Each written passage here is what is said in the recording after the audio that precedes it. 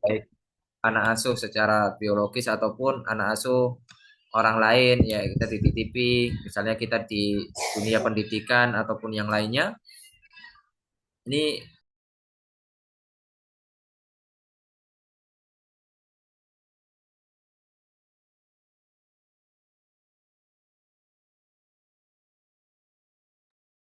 Afwan Ustaz, suaranya kok mati. Taib, alhamdulillah Bapak Ibu yang dirahmati oleh Allah.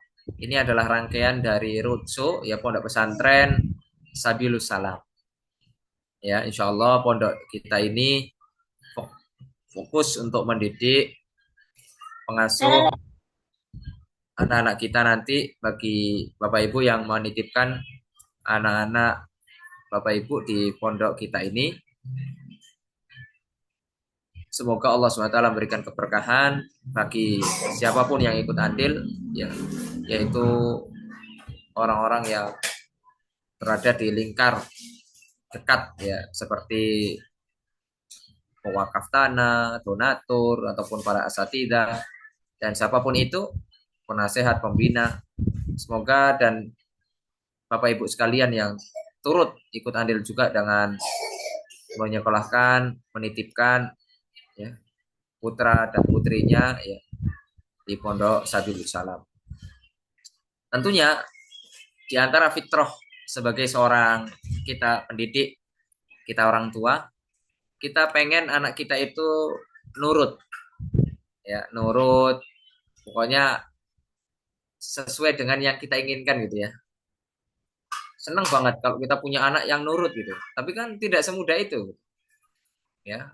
Punya anak yang nurut itu kan tidak semudah yang kita bayangkan. Ternyata banyak fase-fase yang akan dialami oleh anak kita ya, dalam kehidupannya.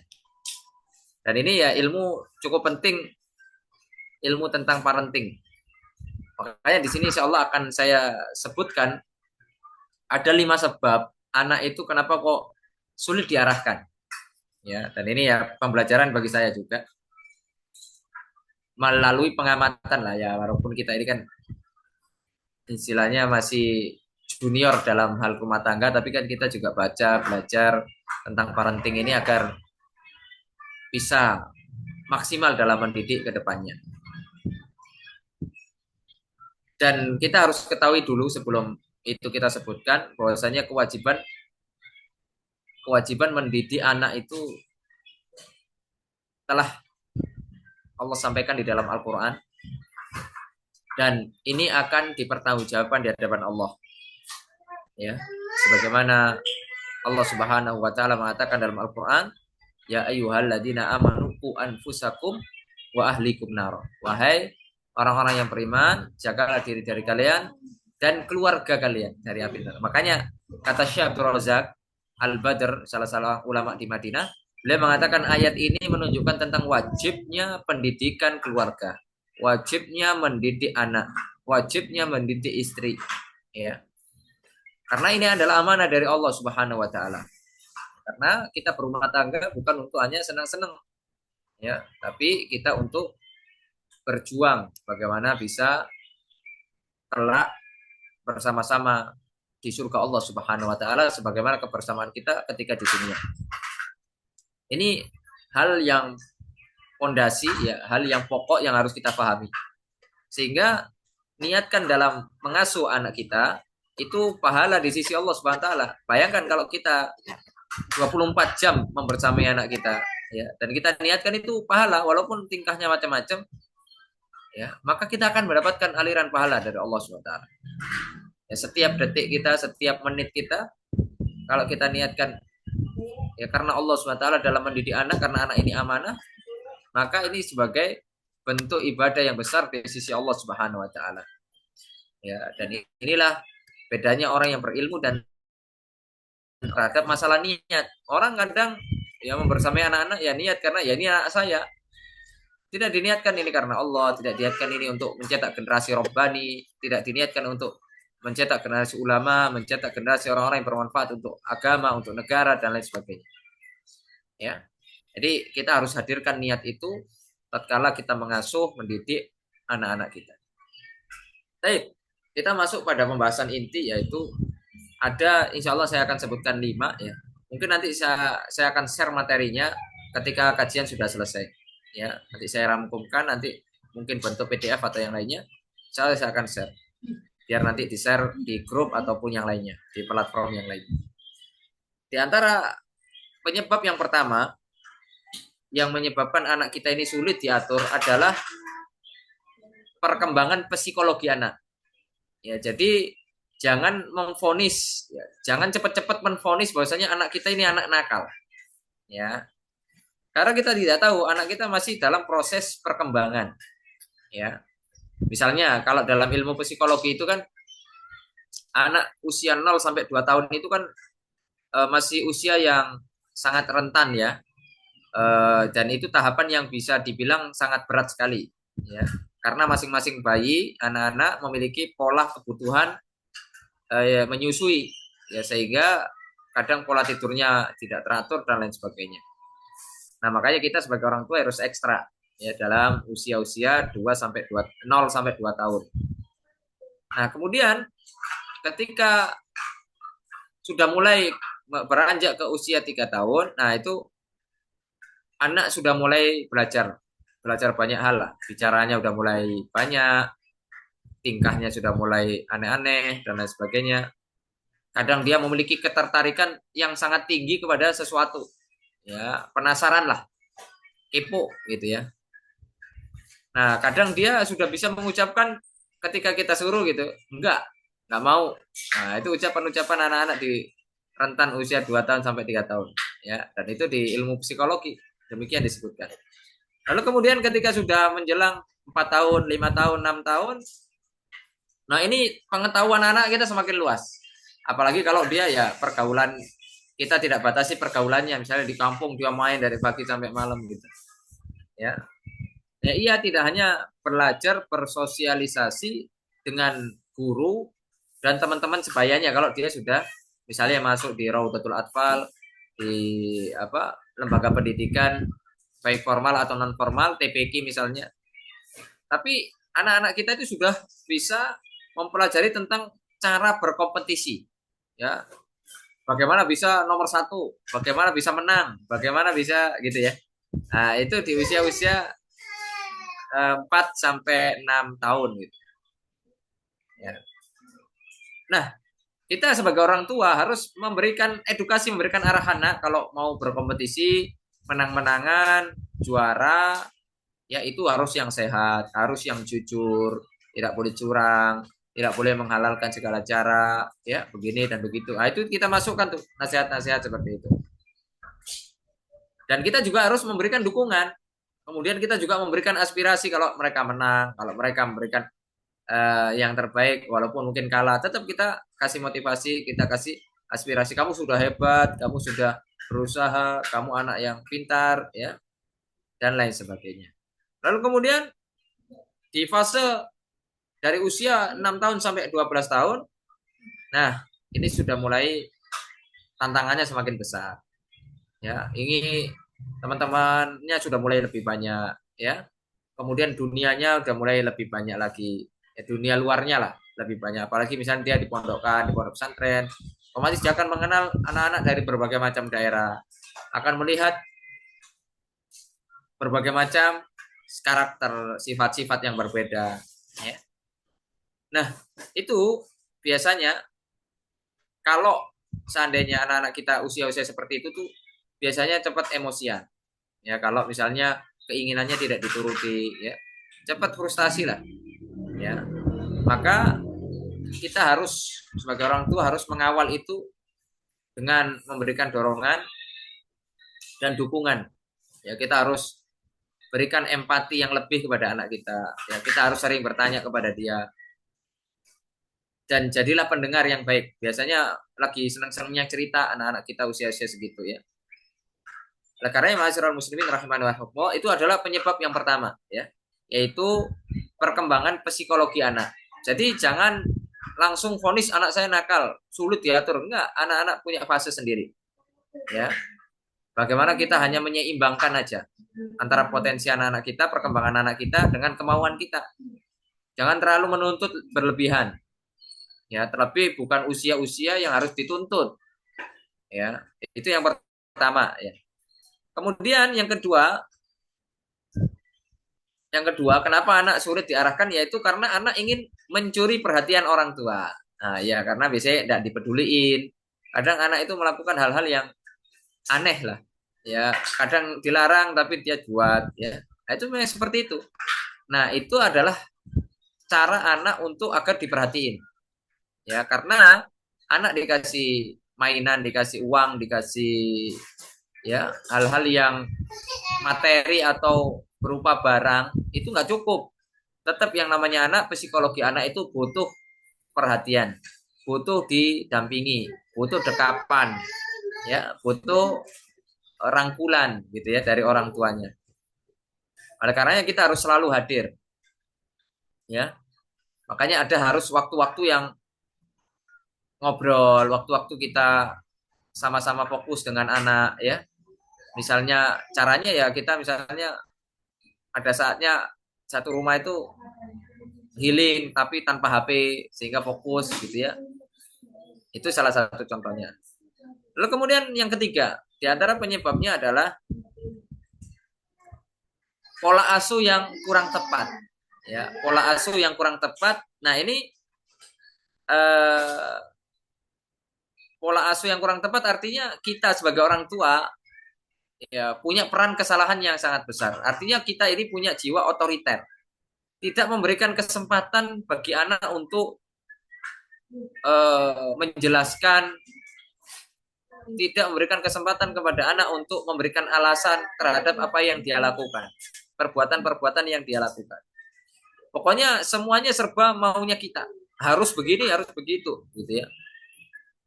Harus A. Ya, jadi kan kadang ada orang tua seperti itu, otoriter.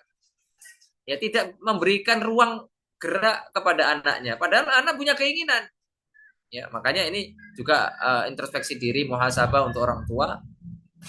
Ketika keinginan anak itu tidak bertentangan dengan Al-Quran dan Sunnah, artinya tidak haram, ya, tidak bukan hal-hal yang melanggar syariat, maka kita harus dukung. Maka kita harus berikan aspirasi, berikan apresiasi itu. Berikan apresiasi kepada anak kita. Walaupun mungkin awalnya kita nggak setuju, bisa jadi memang anak kita bidangnya di situ. Ya, fitrahnya mungkin di situ anak kita. Ya, terkadang kita kurang bisa melihat potensi anak kita. Walaupun tentunya untuk jenjang pendidikan di awal memang kita fokuskanlah anak kita kenalkan agama. Ya, kita ajari tentang Allah Subhanahu wa taala, tentang tauhid. Bagaimana dia ketergantungannya hanya kepada Allah, dekat dengan Allah, ya, mengenal agama Islam. Itu memang pola asuh yang benar di awal. Karena kenapa? Karena kita ajari tentang ilmu-ilmu dunia di awal. Nanti ilmu agamanya di akhir. Ya, keburu kemudian kita dipanggil oleh Allah, kita meninggal dunia. Anak-anak nggak akan belajar agama. Anak-anak itu fitrahnya, ya. Kalau urusan dunia pasti mereka akan cari, ya, akan cari sendirilah. Dulu kita itu nggak pernah diajari bagaimana cara bertahan hidup. Tapi kalau kita udah besar ya pasti kita akan survive. Bagaimana kita akan cari tahu, kita akan belajar bagaimana bisa bertahan hidup. Nah, sedangkan kalau seandainya dulu kita nggak diajari agama, kita nggak akan belajar agama. Kecuali yang dirahmati oleh Allah, gitu ya. Dan itu kan 1001 dari sekian banyak orang. Makanya agama ini harus ditanamkan lebih dini, ya, sehingga apapun nanti profesi anak kita, jadi apapun anak kita nanti, agamanya sudah kuat, kejujuran sudah tertanam, tauhid sudah tertanam, ya, kemudian rasa mengemban amanah sudah tertanam, sehingga di bidang apapun anak kita nanti memiliki peran yang sangat besar di bidang tersebut dan sangat maksimal jika dilakukan dalam rangka untuk membantu agama Allah Subhanahu wa taala. Ya, karena kita harus berperan untuk agama Allah apapun bidang kita. Kan nggak semuanya harus jadi ustadz. Kalau semuanya jadi ustadz, siapa yang nyoting ustadz, siapa yang bikin konten ustadz, siapa yang menulis, siapa yang bidang ini, bidang itu. Ada juga yang harus ngajari tentang ilmu umum. Kadang harus juga ngajari tentang bagaimana olahraga. Nah, itu kan semuanya ada di bidangnya masing-masing. Ya, dan itulah salah satu yang diusung dari pondok kita itu menyesuaikan ya sesuai fitrahnya ya. Lalu kemudian yang yang keempat, di antara sebab anak kita sulit diarahkan selain pola asuh yang salah, yaitu kita terlalu otoriter, yaitu memang dari anaknya, keingintahuan anak itu sangat tinggi sekali. Dia pengen ya memang ini Allah kasih kelebihan, mungkin IQ-nya tinggi sehingga kadang orang tua nggak bisa ngimbangi. Nah makanya itu perlunya ya nanti coba kita rancang bahwasanya yang belajar itu bukan hanya anaknya tapi orang tuanya juga harus belajar ya. Jadi jangan sampai anak kita ini jalannya sudah lari sedangkan kita orang tua masih merangkak dalam ilmu ya, dalam ilmu ya, sehingga misalnya anaknya hafalannya sudah juz 30, juz 29, nah ibunya belum selesai 30, juz 30. Ketika ditanya, Bu, ayo ibu udah hafal 29 belum? Waduh, garu-garu. Waduh, malu kan? Nah, makanya juga kita harus semangat juga. Anak kita semangat belajar, kitanya juga harus semangat. Karena kadang anak itu mencontoh orang tua. Makanya kita tunjukkan kita ini, walaupun sudah tua, kita juga semangat belajar. Walaupun tentunya pencapaian kita nggak maksimal karena kita udah tua. Tapi setidaknya anak melihat kita, bahasanya orang tuanya tetap belajar walaupun sudah tua, sehingga dia termotivasi. Jangan sampai kita ini hanya menuntut anak harus begini, kitanya hanya santai-santai. Kitanya tidak bekerja keras, kitanya tidak berusaha lebih. Akhirnya banyak pertanyaan-pertanyaan anak itu yang asalnya bisa kita jawab kalau kita punya usaha belajar. Tapi karena ya sekarang ini kita nggak mau belajar, akhirnya anak suruh tanya ChatGPT, anak suruh tanya Google. Akhirnya peran orang tua apa dong? Ya, anak itu pengen dijawab sama orang tua. Ya, jadi itu yang kemudian harus kita perhatikan agar bisa mengimbangi perkembangan anak dengan ilmu. Ya, sama-sama belajar. Makanya semoga nanti kedepannya ada juga kajian khusus wali santri ya di pondok kita nanti, yaitu misalnya 1 bulan sekali gitu ya. Misalnya kalau yang jauh-jauh ya bisa Zoom ya seperti ini nah. Tapi nanti kalau yang dekat-dekat ya bisa datang ke pondok sekalian penjenguan. Kemudian ada pengajian tentang parenting atau tentang keilmuan gitu ya. Sehingga visi misi pondok pesantren kita selaras dengan kemauan orang tua ya, dan akhirnya bisa berkolaborasi saling mendukung. Ya, jangan sampai maunya pondok begini, maunya orang tua begini nggak cocok. Ya akhirnya apa? Ya akhirnya nggak maksimal dalam mendidik anak kita. Ya. Itu kemudian yang menyebabkan anak sulit diarahkan karena orang tua tidak bisa mengimbangi keinginan anak yang terlalu tinggi, keingintahuan anak yang terlalu tinggi. Ya. Akhirnya yang awalnya itu adalah sesuatu yang positif jadi sesuatu yang negatif. Akhirnya dia sudah tidak percaya lagi sama orang tua. Saya selalu tanya orang tua selalu nggak bisa. Saya tanya orang tua selalu dia nggak mengarahkan, nggak membimbing. Akhirnya ketika orang tua memberikan apa namanya dia menyuruh atau memberikan arahan, akhirnya dia nggak mau dengar lagi. Sulit diarahkan karena orang tuanya dari awal itu tadi tidak merespon dengan baik ya keingintahuan anak itu. Lalu kemudian yang kelima ya, ini kita cukupkan 5 aja biar tidak terlalu melebar ya, biar kita bisa terus ingat dan kita perbaiki pelan-pelan gitu. Kalau apa yang selama ini kita lakukan salah ya kita perbaiki, dan itulah orang tua yang baik, mau belajar dan mau memperbaiki kesalahan. Yang kelima itu apa? Anak sulit diarahkan karena dia mencontoh orang-orang yang sekitar dia, yaitu circle anak-anak kita harus tahu. Ya, makanya jangan sampai kita sebagai orang tua tidak tahu anak kita berteman dengan siapa. Tapi kan anak saya udah di pondok pesantren. Ya tetap kita harus tahu. toh aja penjengukan. Nah kita tanya, nak kamu teman dekatnya siapa? Kemudian kita jumpai anak itu. Kalau bisa kita kenalan akrab dengan keluarganya. Kita harus tahu anak kita ini teman akrabnya siapa. Ya, jangan sampai anak kita sudah kita didik ya dengan masya Allah ya pendidikan yang luar biasa, tapi ketika di dunia luar dia berteman dengan orang-orang yang buruk, waliyadzubillah, lalu dia dapat pengaruh yang buruk. Rasulullah SAW mengatakan dalam sebuah hadis, ya, almar'u ala dini khalili. Seseorang itu tergantung agama temannya. Ya. Oleh karena beliau mengatakan falyandur ahadukum man yukhalil. Lihat dengan siapa mereka berteman. Ya.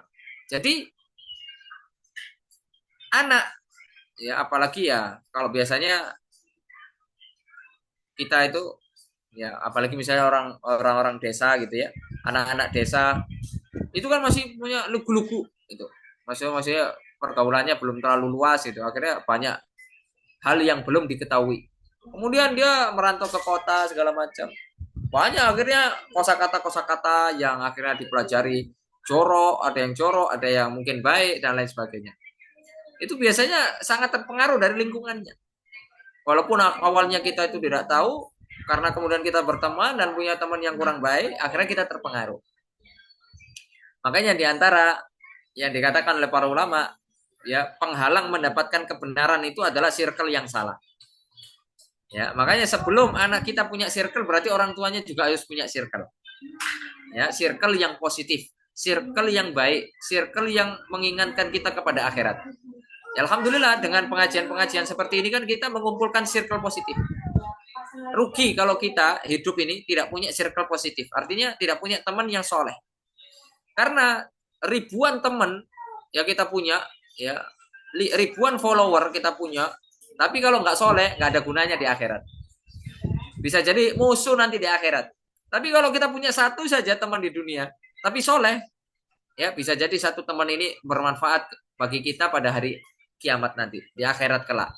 Ya, makanya jangan remehkan. Ma'asyiral muslimin, rahimani wa rahimakumullah. Nah, kita sudah sebutkan ada sekitar 5 tadi. Biasanya anak sulit diarahkan, gitu ya. Nah, sekarang kita akan bahas pembahasan yang kedua, yaitu setelah kita tahu, ya. Jadi dalam suatu pembahasan itu kita harus tahu permasalahan terlebih dahulu. Baru kemudian mencari solusi. Jangan cari solusi dulu tanpa tahu masalah. Nah, ini kebanyakan akhirnya salah asuh, salah didik itu karena cari solusi tapi masalah nggak mau tahu. Ya. Nah, jadi kita harus betul-betul tepat dalam penanganan yang seperti ini. Nah, insya Allah pembahasan kedua ini kita akan berikan solusi. Dan ini juga solusi bagi kita, saya bareng-bareng. Ya, ya ini bukan saya yang kemudian mengarahkan Bapak Ibu yang hadir di sini, enggak. Saya juga berusaha untuk belajar dan berusaha juga menerapkan ini kepada keluarga juga, ya, kepada anak-anak juga. Jadi kita bareng-bareng nih, belajar bareng-bareng. Solusi yang pertama, ya, solusi yang pertama agar anak bisa diarahkan dengan baik, yaitu berikan contoh atau perilaku yang benar di depan anak. Jangan berikan contoh yang nggak baik. Ya, kita harus menjadi qudwah bagi anak kita. Dan pendidikan terbaik, pola pendidikan yang mengena, itu adalah qudwah. Selancar apapun kita ngomong depan anak, semanis apapun kita ngomong depan anak, tapi kalau nggak ada qudwahnya, itu anak nggak nyontoh. Itu anak nggak ikut. Tapi kita ngomong, kita praktekkan di depan dia, ya, itu potensi anak bisa mengikuti arahan kita sangat besar sekali. Misalnya, kita punya anak laki-laki, kita hanya merintahkan anak kita untuk sholat di masjid. Nah, sholat di masjid, tapi bapaknya nggak pernah sholat di masjid. Ya, nah ini kan apa ya? Hanya pandai memerintahkan, tapi tidak pandai mencontohkan. Ya, makanya wajar anak sulit diarahkan karena melihat bapaknya juga nggak benar, bapaknya juga nggak ke masjid, ya ngapain saya ke masjid? Ini contoh yang paling banyak apa coba? Yang terjadi di lapangan apa? anaknya dilarang merokok, tapi posisi bapaknya megang merokok. Jadi anaknya dilarang, nak jangan merokok, sedangkan bapaknya megang rokok. Ya, artinya apa? Ya potensi anak untuk meninggalkan rokok sangat kecil karena bapaknya memberikan contoh. Contohku dua merokok. Bukan malah bapaknya meninggalkan rokok. Ini mohon maaf ya, kalau misalnya ada yang tersinggung gitu. Ini kan saya memberikan contoh gitu. Ya, kalaupun Ustadz saya belum bisa meninggalkan rokok, ya sudah. Kalau belum bisa meninggalkan, minimal jangan rokok di depan anak-anak. Cari tempat tersembunyi, misalnya di dalam hutan, ya ataupun di ya pokoknya tempat-tempat yang jauh lah. Dan juga kalau di tempat umum kan mengganggu. Ya, pokoknya tempat yang jauh. Kalau bisa ditelan asapnya ditelan sendiri. Intinya nggak mengganggu orang lah. Ah itu silakan nggak apa-apa. Ya. Sambil berdoa sama ya Allah, semoga Allah mudahkan untuk berhenti. Ini saya kasih contoh gitu. Kemudian yang berikutnya, ya solusi yang berikutnya. Jangan terlalu mengekang anak. Ya, selagi itu aktivitas positif dan tidak melanggar syariat, kita berikan ya kepada anak tersebut izin. Tapi juga kita harus punya batasan. Nah, ya. Jadi tidak terlalu mengekang, tapi juga harus punya batasan. Maksudnya tidak membiarkan liar. Misalnya anak main HP. Kita kasih main HP. Tapi kita batasi waktunya dalam satu hari. Tontonannya juga kita batasi. Ya. Sehingga apa? Anak tidak nanti misalnya anak sudah dewasa itu sudah tidak tergila-gila sama HP. Karena anak sudah dididik megang HP. Ya. Ya walaupun banyak yang masih pro kontra lah masalah ini, tapi kita melihat efek dampak jangka panjangnya. Anak kalau sejak kecil tidak pernah dipegangi HP, ya lalu kemudian baru dewasa pegang HP, itu seperti anak yang ya apa ya akhirnya liar banget gitu karena belum terbiasa. Tapi kalau kita sudah arahkan ya kasih waktu kasih batasan sehingga anak tahu mana yang benar mana yang salah, itu ya nanti sudah terbiasa lama-lama gitu ya. Walaupun tentunya ini butuh ekstra dalam pengawasan dan lain sebagainya, tidak semudah teori yang saya ungkapkan ini ya. Dalam praktek lapangannya banyak permasalahan-permasalahan ya memang.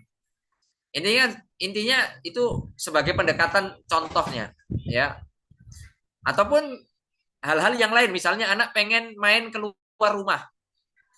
Kadang kan kita sangat mengekang anak, nggak boleh keluar rumah. Ya udah biarkan aja anak keluar rumah, tapi ada batasan yaitu diawasi. Misalnya jangan keluar rumah sampai jarak 10 meter atau misalnya kita kan tinggal di perumahan, jangan sampai keluar dari batas perumahan misalnya.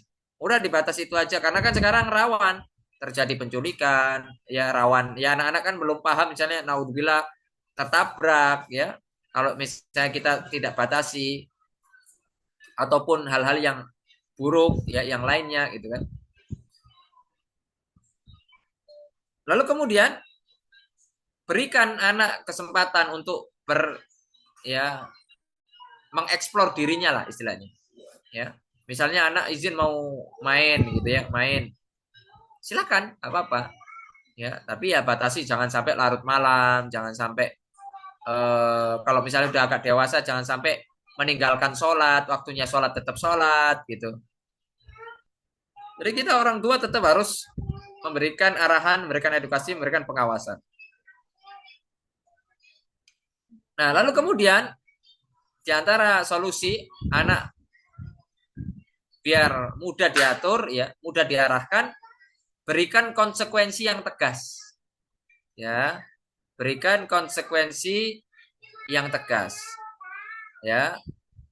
Misalnya saya kasih contoh. Misalnya kalau dia anak kita nih main, ya kita punya mainan terus pastilah berantakan gitu. Kita ajarkan untuk dia membereskan mainannya sendiri. Kalau tidak dilakukan berarti hukumannya tidak boleh main selama sehari. Nah, besok boleh lagi. Misalnya dia pokoknya harus punya tanggung jawab. Ya, itu kalau sudah fase-fase anak sudah mengerti gitu. Misalnya udah 5 tahun ke atas lah. Harus dia punya tanggung jawab. Pokoknya kita kasih konsekuensi, dan konsekuensinya ya tentunya masih masuk akal lah, bukan hal-hal yang nggak masuk akal gitu. Misalnya kalau kamu nggak bereskan mainan, ya kamu saya buang ke sungai, ya kan kayak gitu. Ya, itu kan tegas tapi kebodohan gitu ya. Jadi nggak boleh kayak gitu. Jadi yang masuk akal lah, yang masih masuk akal. Lalu kemudian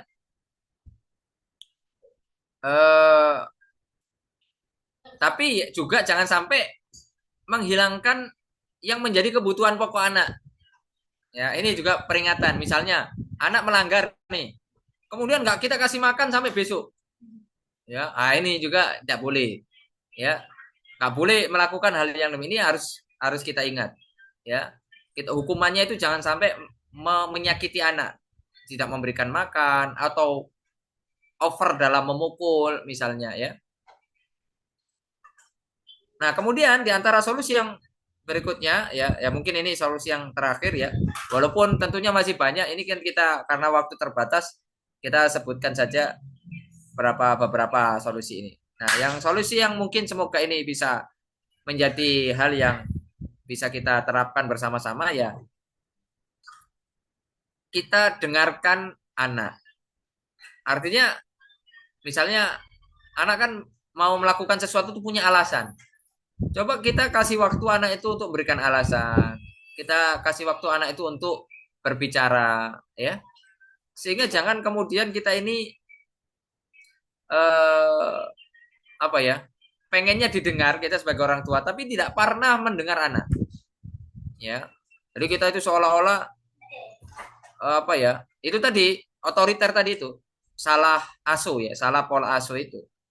Ya sehingga tentunya ini memudaratkan bagi psikologis anak-anak kita. Akhirnya apa? Dan ini dampaknya besar loh. Kalau anak kita tidak sering kita dengar omongannya, dia akan mencari tempat yang nyaman untuk mendengar omongan dia. Dan bahayanya kalau misalnya anak kita perempuan, dia akan cari laki-laki. Misalnya kalau bapaknya nggak mau dengerin dia akan cari laki-laki lain yang mau mendengarkan dia. Misalnya di luar sana kan banyak buaya-buaya darat. Hati-hati, ya. Yang siap menampung ya curhatan anak-anak kita. Naudzubillah. Begitu juga laki-laki, kalau ibunya nggak siap mendengar, bapaknya nggak siap mendengar, dia akan cari ya seorang yang mau mendengar, wanita. Nah itu masih normal ya, misalnya kalau ada hubungan laki-laki perempuan. Tapi zaman sekarang kan udah zaman nggak normal. Nah kalau dia ya sama laki, akhirnya sampai naudzubillah min dzalik, sesama perempuan sampai naudzubillah min dzalik. Ya kalau hanya sekedar teman ngobrol dengan sesama jenis ya masih batas wajar ya tidak ada masalah. Ya memang kan harusnya begitu berteman dengan sesama jenis. Tapi kalau sampai di luar batas, kemudian sampai ini dan itu, naudzubillah. Ini kan sekarang kita ini dulu ya memang di antara kesulitan kita itu punya anak perempuan karena ya itu tadi pergaulan di luar sangat luar biasa menakutkan. Nah sekarang punya anak laki-laki pun juga menakutkan karena di sana banyak orang-orang juga mengincar anak laki-laki. Ya, naudzubillah. Makanya kita harus terus minta kepada Allah, ya, mendoakan anak-anak kita agar anak kita dijaga oleh Allah Subhanahu wa taala. Di antara doa yang sangat bagus ya, eh, Rasulullah SAW mengajarkan kepada kita ya agar mendoakan anak kita ya. Di antara doanya apa?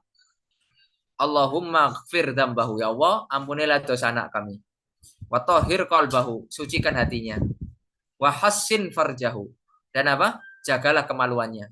Ya, kita nggak bisa jaga anak kita 24 jam, nggak bisa. Ya, tapi doa inilah selalu bisa kita panjatkan kepada Allah. Ya Allah, ya, ampunilah dosa dia, sucikanlah hati dia, dan jagalah kemaluan dia. Ya, jangan sampai menyalurkan syahwatnya kecuali kepada yang halal nanti. Ya, Allah maghfir dzambahu wa tahhir qalbahu wa hassin farjahu. Inilah doa yang kita harus selipkan eh, kepada anak-anak kita kapanpun dan dimanapun anak-anak kita berada. Karena perzinahan ya, apalagi di zaman kita sekarang ini mengerikan sekali. Kalau kita lihat data statistik di beberapa daerah ya, tingkat keperawanan ya, tingkat hamil di luar nikah itu sangat tinggi sekali. Ini menunjukkan bahwasanya pergaulan di luar sana sungguh sangat mengerikan. Makanya tugas orang tua semakin berat ya. Memang salah satu solusinya adalah pondok pesantren. Hanya saja belakangan ini kan isunya di pondok pesantren ya ada pelecehan, ada ini dan itu sehingga banyak wali santri akhirnya takut memondokkan anak-anak di pondok pesantren. Ya. Ya memang wali santri harus selektif juga memilih pondok. Ya semoga Subulus Salam yang ada di Kediri ini menjadi solusi bagi Bapak Ibu ya. Semoga kita para asatidahnya amanah menjaga ya titipan yang Allah SWT berikan ya melalui Bapak Ibu untuk mendidik dengan baik dan mendidik dengan hati. Semoga Allah SWT berikan pahala yang besar bagi kita semuanya. Semoga Allah SWT memberikan keberkahan pada kita semuanya. Jadi itulah inti dari pengajian kita malam hari ini. Semoga yang sedikit ini bisa membuka sedikit wawasan kita tentang pengasuhan anak ya. Coba saya ulangi terlebih dahulu ya. Murojaah cepat sebelum kita nanti beralih ke sesi tanya jawab ataupun pengajian kita ditutup ya. Yang pertama pembahasan kita tentang wajibnya kita mendidik anak ya. Ayatnya jelas dalam Al-Qur'an dan niatkan ketika kita membersamai anak-anak kita niatkan untuk menciptakan atau untuk meregenerasi generasi yang takut Allah, generasi robbani sehingga setiap detik dari kita membersamai anak kita berbuah pahala di sisi Allah. Kemudian yang berikutnya kita sebutkan tadi ada 5 sebab ya, 5 hal ya yang kenapa sih anak kita kok sulit diarahkan ya. Yang pertama jangan buru-buru memvonis anak kita ini anak nakal ya. Bisa jadi anak itu sedang mengalami perkembangan psikologi ya, yaitu di usia-usia seperti apa anak kita itu ya. Lalu kemudian yang kedua yaitu anak berusaha mencuri perhatian orang tua, pengen diperhatikan lebih, makanya biasanya melakukan hal-hal yang di luar ekspektasi kita gitu. Kemudian yang berikutnya yang ketiga, pola asuh kita kurang tepat, terlalu otoriter, terlalu memaksakan kehendak ya. Lalu kemudian yang keempat, keingintahuan anak yang tinggi tanpa diimbangi pengetahuan orang tua yang memadai. Nah ini juga kadang anak sulit diatur karena memandang orang tuanya nggak bisa, ya orang tuanya nggak bisa apa-apa, ngapain ngatur-ngatur gitu ya. Makanya ini harus memotivasi orang tua untuk tetap rajin belajar. Dimanapun itu sekarang kan Masya Allah media sosial ini kalau kita gunakan untuk belajar bisa jadi orang pintar kita. Cuma kan masalahnya nggak kita gunakan untuk belajar, kita hanya gunakan untuk senang-senang saja, main-main saja. Kemudian yang kelima yaitu bahwasanya anak mencontoh perilaku orang-orang terdekat dia, maka kita harus pilihkan circle yang baik bagi anak-anak kita.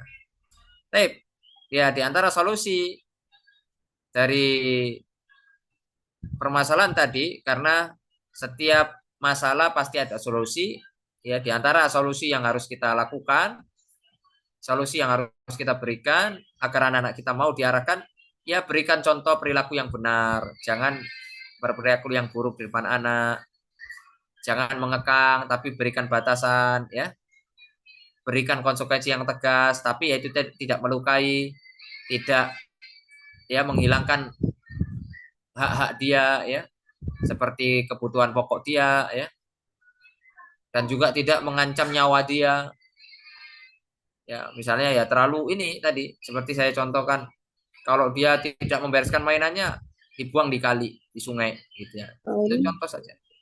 Lalu kemudian yang terakhir yang saya sampaikan tadi, ada waktu untuk mendengarkan celotehan anak kita lah, istilahnya dengarkan gitu ya.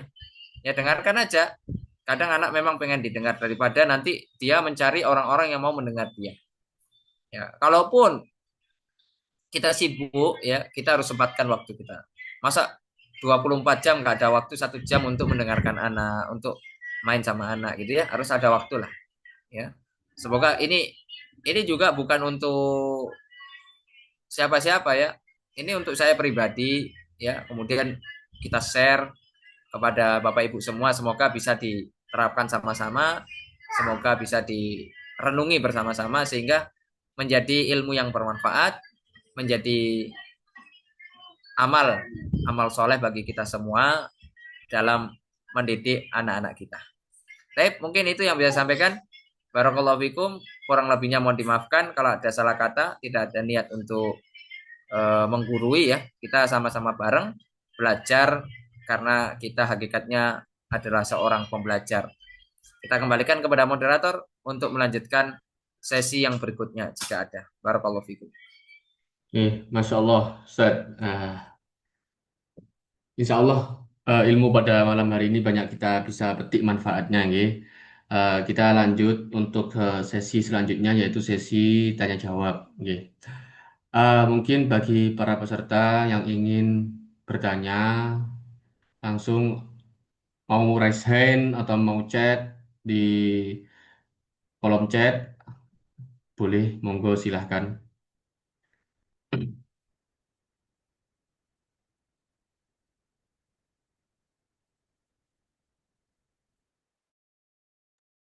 Ya, baik.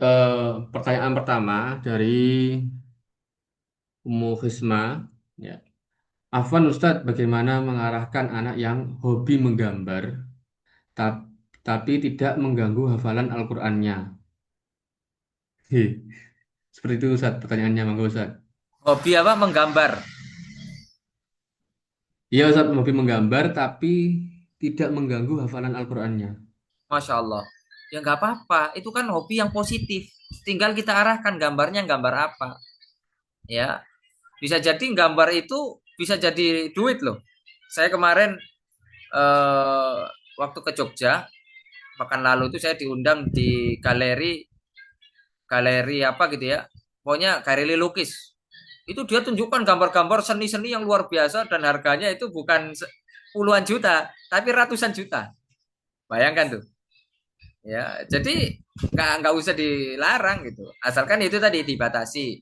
Ya, kalau mau gambar ya ada waktunya, gambar apa gitu ya. Karena anak kalau udah suka ya udah biarin aja. Misalnya anak kita suka main bola, ya udah kasih waktu untuk main bola. Anak kita suka main mancing, kasih waktu untuk mancing. Anak kita. Yang penting hobinya bukan hobi yang haram. Ya. Kalau anak kita suka nyopet, nah itu baru kita larang. Ya. Baru itu kita apa namanya? Hukum misalnya kalau bisa ya. Nggak boleh. Tapi selagi hobinya positif, apalagi tadi dibilang tidak mengganggu hafalannya, kan masya Allah berarti anak sudah bisa memanage waktunya. Tinggal orang tuanya mendukung dan memberikan arahan. Kalau dikiranya berlebihan, tinggal direm yang berlebihan, ya. Jadi seperti itu. Barakallahu fikum. Semoga anak-anak kita jadi anak-anak yang bermanfaat. Ya, Masya Allah, Insya Allah pertanyaan yang bagus juga. Ini untuk selanjutnya pertanyaan yang kedua dari Umur Ania. Bismillah, Afwan Ustadz izin bertanya, kita sebagai orang tua tidak boleh mengambil haknya anak. Misal soal jajan itu bagaimana Ustadz? Terkadang kami sebagai orang tua membatasi, misal pagi atau siang, jajan sore, jajan pagi atau siang tuh anu ya Ustadz, kayaknya diberi ini ya. Tapi sorenya tidak, itu bagaimana? Apakah termasuk mengambil haknya gitu? Monggo Ustadz. Ya, kalau urusan jajan ini fleksibel. Yang yang penting itu bukan masalah jajannya, tapi makan yang untuk kebutuhan pokok. Kalau jajan kan bukan kebutuhan pokok. Jajan itu kan bukan premier tapi sekunder. Ya, jadi selagi sudah dikasih makan, ya, dan kalau plus dikasih jajan berarti itu kan tambahan. Ya, tidak ada masalah. Yang penting urusan makannya ini ya, bukan jajannya. Kecuali jajan pokok gitu ya, jajanan menjadi makanan pokok, ya itu udah beda lagi. Ya, misalnya anak kita yang memang nggak makan, maunya jajan terus, tapi ya itu tidak baik. Ya, tidak baik bagi kesehatan. Ya. Nah, itu bisa dikonsultasikan sama dokter yang seperti itu. Ya, intinya kalau hal yang sekunder ini bebas orang tua menentukan baik pagi aja atau siang aja. Tapi kalau ada kelapangan ya pagi, siang, sore monggo ya. Tapi kalau misalnya ya itu tadi anggarannya ya segitu sedikit, nafkah dari bapaknya juga kurang kurang banyak gitu ya. Jadi ya maunya tetap jajan tapi di manage waktunya ya sehingga bisa maksimal. Barakallahu fikum. Baik, Mas Allah. Ini alhamdulillah ada yang angkat tangan ini. Mungkin dari Bunda Risha Deviana. Oke, monggo. Monggo silahkan. Assalamualaikum warahmatullahi wabarakatuh. Waalaikumsalam warahmatullahi wabarakatuh. Assalamualaikum Ustaz. Izin bertanya, ini terkait dengan penyebab anak sudah diarahkan di poin yang ketiga, yaitu pola asuh yang tidak tepat. Nah, kita kan menjadi orang tua bukan apa ya, otodidak ya, bukan karena kita sudah belajar menjadi orang tua. Nah, yang ingin Anda tanyakan, pola asuh yang tepat itu poin-poinnya seperti apa, Ustaz? Jazakallah khair. Barakallahu fikum. Assalamualaikum. Nah, ini pertanyaan dengan jawaban yang panjang. Tapi mohon maaf ya, saya mungkin jawabnya pendek karena ini bisa jadi kajian sendiri. Ya, bagaimana pola asuh yang tepat itu. Karena itu kan pembahasan. Tapi yang saya contohkan tadi adalah diantaranya kita tidak sifatnya tidak otoriter. Artinya mendidik anak itu punya target tapi fleksibel. Ya, lihat kondisi anaknya. Itu salah satu saya kasih contoh. Ya, karena memang kita harus punya ilmu sebelum kita beramal dan sebelum kita berkata-kata, termasuk mendidik anak. Makanya, Ustadz kalau saya ini kan otodidak ya, jadi orang tua ini tiba-tiba ya Allah kasih anak gitu ya, tiba-tiba nikah, Allah kasih anak, sedangkan nggak pernah baca buku parenting, nggak pernah dengarkan kajian parenting, ya tiba-tiba ya udah terserah saya aja mau ngapain anak saya gitu kan, ya nggak begitu. Nah makanya sekarang ini kan ada kajian-kajian seperti ini diikuti, lalu kemudian nanti ada kajian-kajian berikutnya yang berkaitan dengan ini. Sekarang di YouTube alhamdulillah banyak kajian-kajian seperti ini dan saya sarankan ada salah satu ustadz yang konsen di kajian-kajian seperti ini. Saya rekomendasikan ibu untuk menonton kajian Ustadz Abdullah Zain Hafizullah Ta'ala di YouTube banyak ya. Nah, itu akan bisa memberikan pemahaman tentang pola pengasuhan yang tepat gitu ya. Karena kalau saya baca-bacakan semua itu tentunya membutuhkan waktu yang panjang.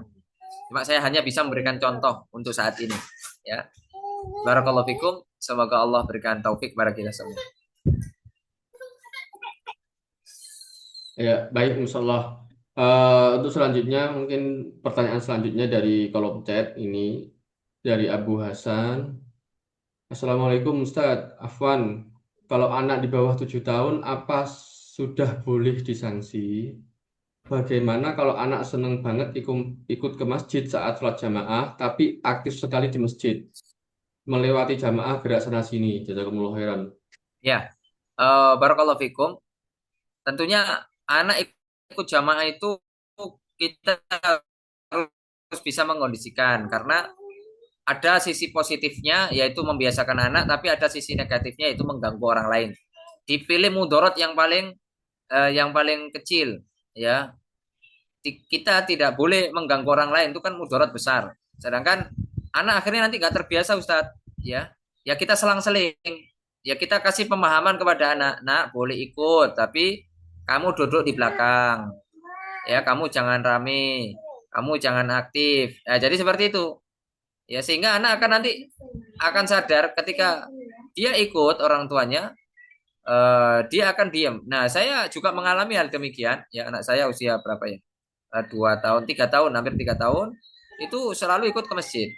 Ya tapi awalnya berisik, awalnya apa? Tapi ya saya kasih arahan. Ya walaupun mungkin dengan nada ya bisa dibilang saya marahi lah. Tapi marahinya kan marahi kasih sayang gitu ya. Nak nggak boleh kamu teriak-teriak, nggak boleh rame, ini rumah Allah gitu ya. Lalu kemudian kalau kamu mau ikut, nggak apa-apa ikut, tapi duduk di belakang, tapi nggak boleh rame. Kita kasih syarat itu, alhamdulillah anaknya paham. Ya, walaupun alhamdulillah sekarang ikut terus dan sudah tidak mengganggu lagi. Ya, dulu sampai sempat saya itu dimarahi sama takmir masjid waktu di Madinah itu. saya didatangi bahwasanya kalau bisa nggak bawa anak lagi, ya. Jadi sempat saya nggak bawa anak karena saya mau didik untuk memberikan pemahaman itu, ya, memberikan pemahaman agar ketika di masjid nggak boleh rame, nggak boleh mengganggu orang, gitu ya. Nah, baru setelah itu beberapa waktu, ya nggak sampai hitungan tahunan ya, tapi beberapa pekan setelah itu saya bawa lagi dan alhamdulillah anaknya sudah mengerti. Padahal itu usianya udah masih 3 tahunan, ya anak saya. Nah, jadi seperti itu sih, tinggal bagaimana kita memanage, ya. Kita coba pertimbangkan dua mudarat itu, dan mudarat besar mengganggu orang itu kan bahaya, gitu ya. Barakallahu fikum. Baik, Masya Allah, masih banyak sekali sepertinya pertanyaan-pertanyaan ini yang masuk ya kan. Kita batasi berapa pertanyaan lagi, Ustaz? Mungkin satu ya. Satu lagi, oke, oke. Ya. Kita baik. Baik, ini dari Ummu Atmar. Bismillah, izin bertanya Ustadz, bagaimana cara mengarahkan anak yang sudah remaja karena mereka seperti menjauh, susah diajak ngobrol gitu Ustadz. Monggo Ustadz. Ya, Masya Allah. Ini memang PR ya. Kalau anak sudah gede nih sudah PR betul. Sedangkan kita baru mengenal parenting, baru mengenal pola asuh. Ini anak kok sudah besar-besar Ustaz gitu ya. Ya ini menjadi apa ya? Mungkin penyesalan ya. Tapi kan kalau penyesalan aja kan ya ngapain gitu. Toh bukan solusi, hanya menyesal. Tapi ada banyak beberapa hal yang harus kita lakukan kalau anak udah besar dan terkesan menjauh.